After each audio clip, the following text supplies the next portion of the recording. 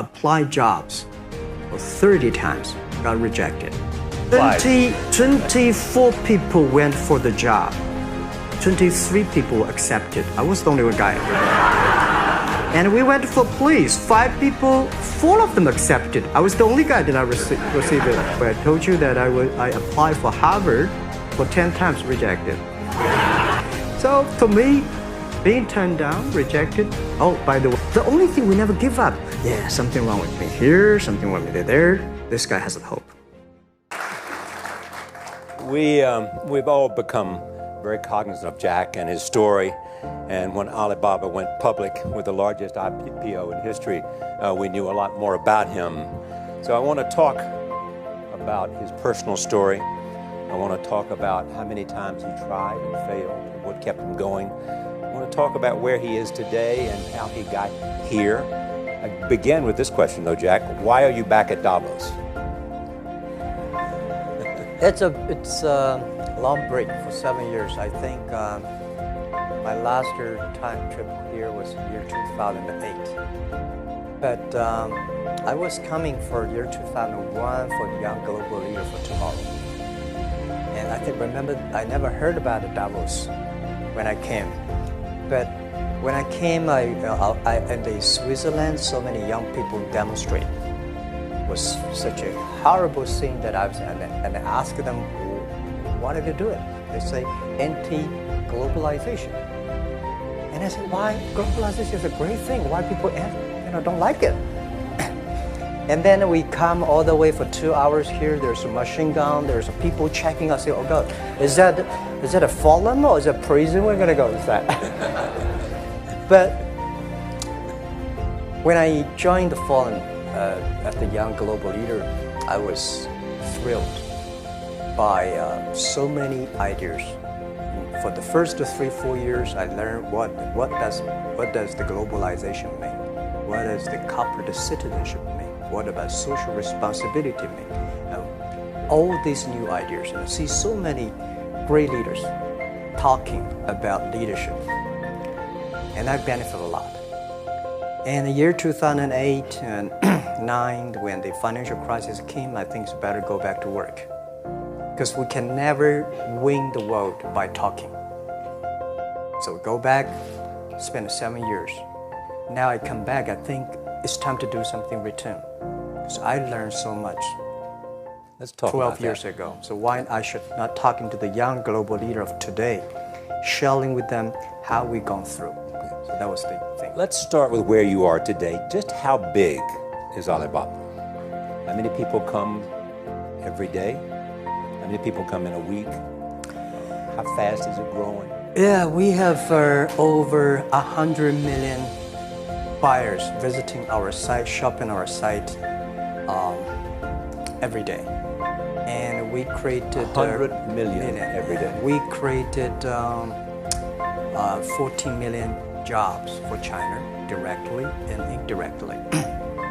And we grow from 18 people to 30,000 people, 80 people in my apartment, to now we have 4 big campus. Compared to 15 years ago, we were big, but compared to 15 years later, we're still a baby.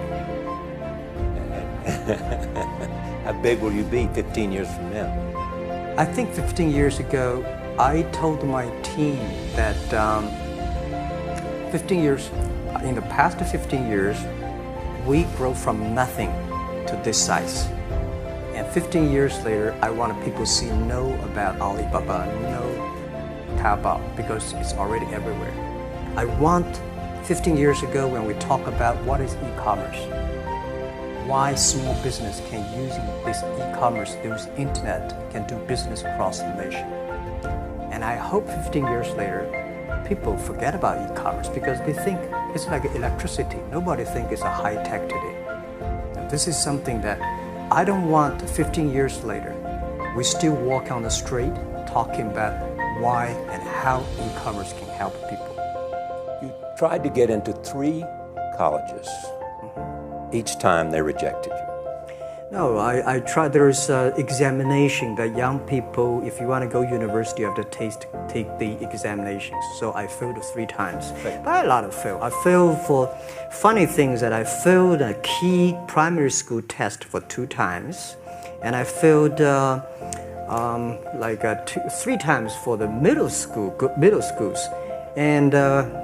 You will never believe in Hangzhou, my city, there's only 1 middle school that lasts only 1 year. It was changed from primary school, middle school, because our graduates of our school, no middle school accept us because we were too bad.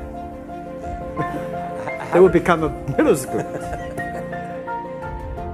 What effect did it have, though, being rejected? Well, I think we have to get used to it. We're not that good. Even today, we still have a lot of people reject us. I think when I graduate from universities, and before for 3 years I tried to fill in the universities. So I applied jobs for 30 times, got rejected. I went for a police, they said, no, you're not good. I went to even the KFC. When KFC came to China, come to my city,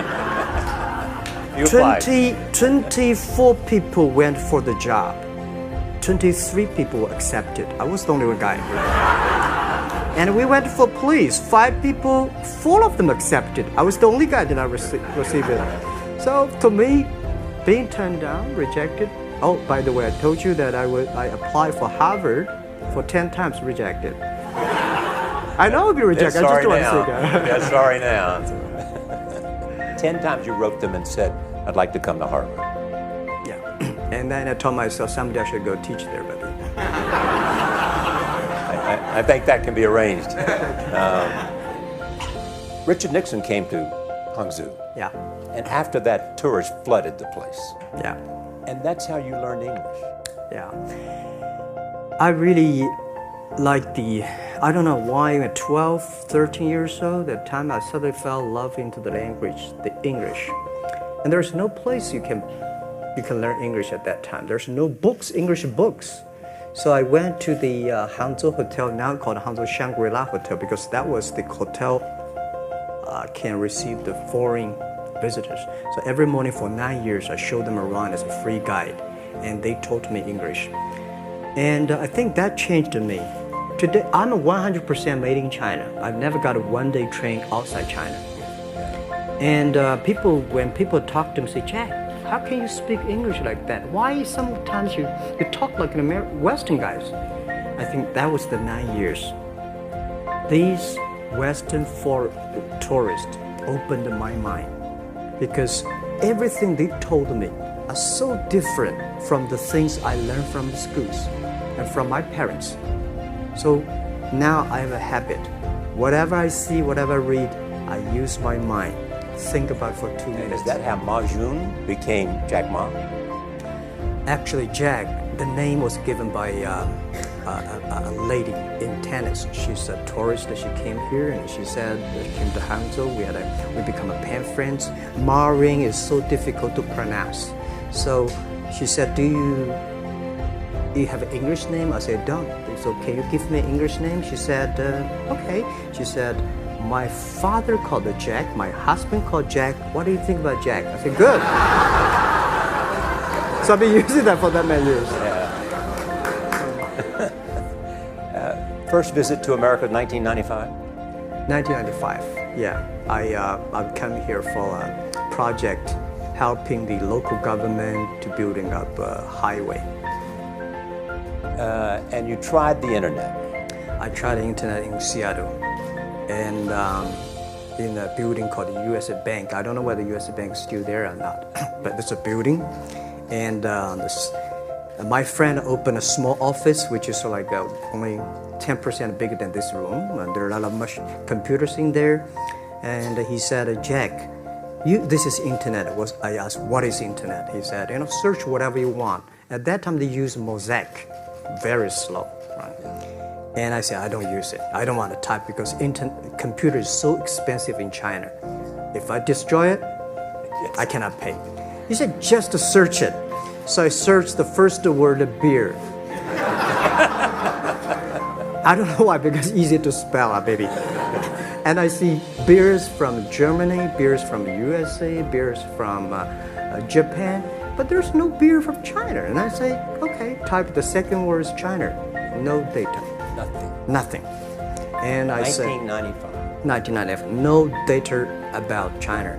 So I talked to my friend, why not make something about China? So we made a small, very ugly looking page called China. It's something like I did a translation agency, we listed on there. It was so shocking. We launched at 9:40 in the morning. 12:30, I got a phone call from my friend. He said, Jack, you got 5 emails. I said, what is email? And they said, these are the things. So people so excited.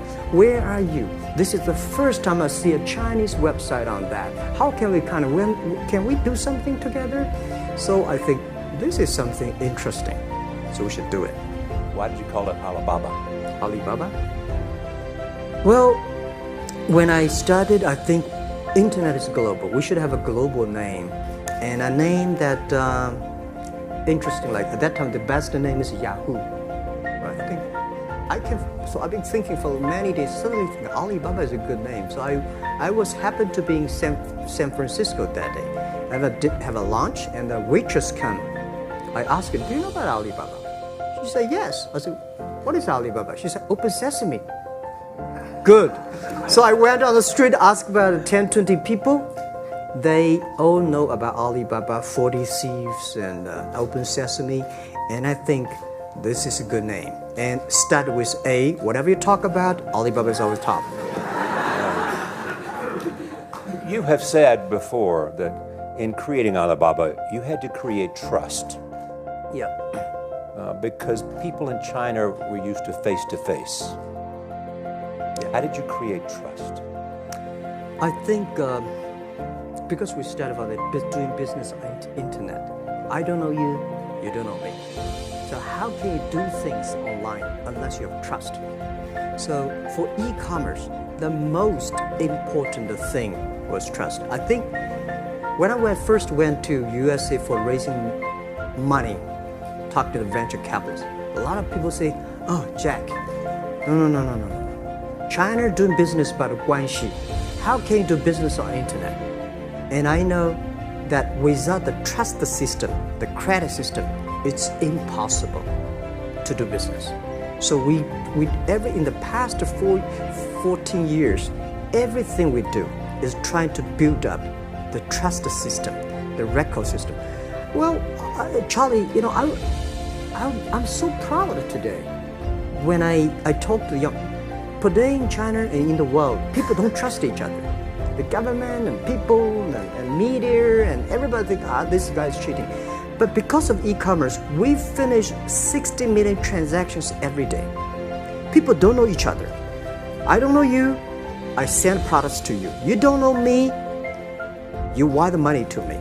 And I don't know you, I give a person a package, I don't know him. He took something to cross the ocean, cross the river, and send. This is the trust. We have at least 60 million trust happening every day. But you created it by creating an escrow account in the beginning. Yep. And so you keep the money until they got the product. Yeah.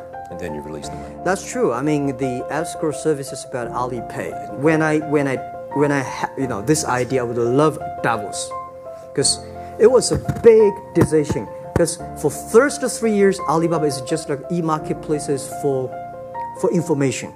What you have, what I have, we talk a lot of time, but don't do any business. Because there is no payment. I talk to the banks, no banks want to do it. Banks say, no, this thing never work. So I don't know what to do. Because if I start to launch a payment system, it's against the financial legal laws. Because you have to have a license.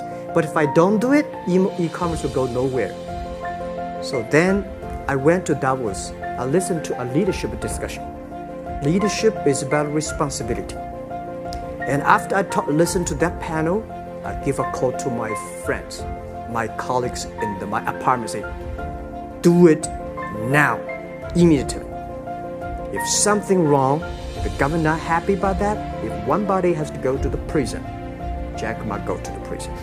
Because it is so important for China, for the world, to build up the trust system. And if you did not do it, and do not do it properly, stealing money, money wash, no trust record, I send you to the prison. So that was the thing. And people don't like it. So many people I talked to at that time for Alipay, they say, this is the stupidest idea you have ever got. But I say, I don't wear the stupid club as long as people use it. Now we have 800 million people using this Alipay. Stupid things, if you do it better, is better. Alipay is a privately held thing. It's not part of Alibaba. No, it's a private. Let me talk about money for a second. Yeah. You have never gotten money from the Chinese government? No. None. I want it at the beginning, and later I don't want it, because I think if the company always think about picking money from out of the government pockets, that company is rubbish. Think about how can you make money from the customers and market and then help customers succeed. That's our philosophy. No money from Chinese banks? No. I at that time I want, and now they want to give me, I don't want it. Yeah. All right. Your relationship with the government. Yeah. What's your relationship? I mean, if they didn't here's what some say, that you have existed in an environment that's not, they have restricted competition for you. And that's a pretty good thing to do for a private company. Yeah. I think the relationship with the government for us is very interesting. For the first 5 years, because I've been working as a part-time jobber for a government organization called Ministry of Foreign Trade, 1997, for 14 months. And I learned that you should never rely on government organization to do e-commerce. And I started a business. I told my people and team, in love with the government, don't marry them. Respect them. And a lot of people say, well, government officers talking to about internet, the censorship and this, that, and they worry about. I think it's the opportunity, it's a responsibility talking to them. Tell them how internet can help. So you tell them we create jobs. Oh yeah, I think a lot of people debate and fight against them. And in the first 12 years, anybody come to my office, I sit down, talking to them, how we can help the economy, how we can create jobs, why China will improve by the internet. I think because internet that time is new to any government. And if you convince somebody, and you have the chance. So today I'm very talkative. That probably this is why I talk to so many people. You were also seen in Hollywood. Yeah. What are you doing in Hollywood? Well, I like the Hollywood innovation and the digital background. I learned so much about the Hollywood movies, especially the Forrest Gump. You love Forrest Gump. I love Forrest Gump. Well, why do you like him? Simple. Never give up. Never give up. People thinking he's dumb, but he knows what he's doing. And I was very depressed the day, year 2002 or 3 in the States. When a bit earlier than that. I was very depressed when I could not find out a way for the internet. And then I watched the movie in my friend's home, Forrest Gump. When I see him, I think, this is the guy we should learn from. Believe what you're doing, love it, whether people like it, don't like it, be simple. And like the word, life is like a box of chocolate. You never know what you can get, right? I never know I would be here talking to you and talking to Charlie Rose. I never know. But today I made it. I told my people in my apartment 15 years ago, guys, we have to work hard, not for ourselves. If we can be successful, 80% of the young people in China can be successful. We don't have a rich father, powerful uncle. We don't have $1 from bank, 1 cent from government. Just work as a team. So what do you worry about? I worry about it today. Young people, a lot of young people lose hope, lose vision, and start to complain. Because we also have the same period. Because when it's not a good feeling being rejected by so many people. We also depressed, but at least later we find that the world has a lot of opportunity. How you see the world, how you catch the opportunity. So, in the Hollywood gives me a lot of inspiration. You know? But you were out there for business. You were out there because you want to make movies and sell them. I want to make the movie for business-wise. We are e-commerce company. We have a lot of products that need logistic. But movie, TV, these are things you don't need logistic system. And movie probably is the best product that can help Chinese young people to understand. Because one thing I told the Chinese people, my friends, in American movie, all the heroes at the beginning, they look like a bad guy. Terrible things coming, they become a hero. And finally, they all survived. China, if you're a hero, all the hero died. So, because only dead people become the hero. So nobody want to be the hero. So you want to change the Chinese definition of hero? Yeah, I want to say hero. Today we have so many heroes who live in this world. We have a lot of influence, like the Hollywood movies, things, and we have the sports and these things in the GDP will be much better. So I think, just like a human growth, this body can never grow. Certain time, the slow of growth of the body is slow, but you should grow your mind, grow your culture, grow your value, grow your wisdom. I think China is moving to that direction. And you saw Modi in India? Pardon? Did you see Modi in India? Not yet. I'm looking forward to that. So you'll go to India. Finally, there's this. You're one of the world's richest people. Your company is one of the world's richest companies. What do you want beyond Alibaba? Well, by richest people, I was really not happy in the past 3 months when people say Jack Ma is the richest people of China. Global celebrity, they said. No, I'm not. When I started the business, you are. I never thought, because how many? Yeah, maybe I am. But I think 15 years ago, in my apartment, my wife was at that time one of the 18 founders. I asked her, "Do you want your husband to be a rich person?" I never said rich person in China, rich person in Hangzhou. Or you want your husband to be a respected person? She said, "Of course, respected." Because she never believed, and I don't believe we'll be rich people. We just want to survive. I believe when you have $1 million, that's your money. When you have $20 million, you start to have a problem. You worry about inflation, which is stock to buy and this, that, had to come. When you have $1 billion, that's not your money. That's the trust society gives on you. They believe you can manage the money, use the money better than the government and the others. So I think today, I have the resources, do more things. With the money we have, with the influence we have, we should spend more time on the young people. And I would say, someday I'll go back to teach. Go back to school, spend time with the young people, and sharing with them what I know. So the money is not mine. I just happily and having these resources, and I want to do a better job. Just tell them your story. Yeah, tell them the story, and tell them that if Jack, I don't think in this world there are a lot of people be rejected more than 30 times.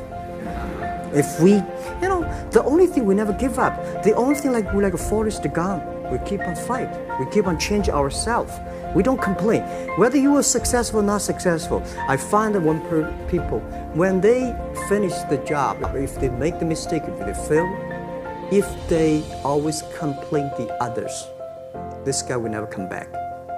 If the guy only check himself, yeah, something wrong with me here, something wrong with me there, this guy has a hope. Jack, on behalf of everybody in this audience and a television audience around the world, thank you for taking your time to be with us. Thank you.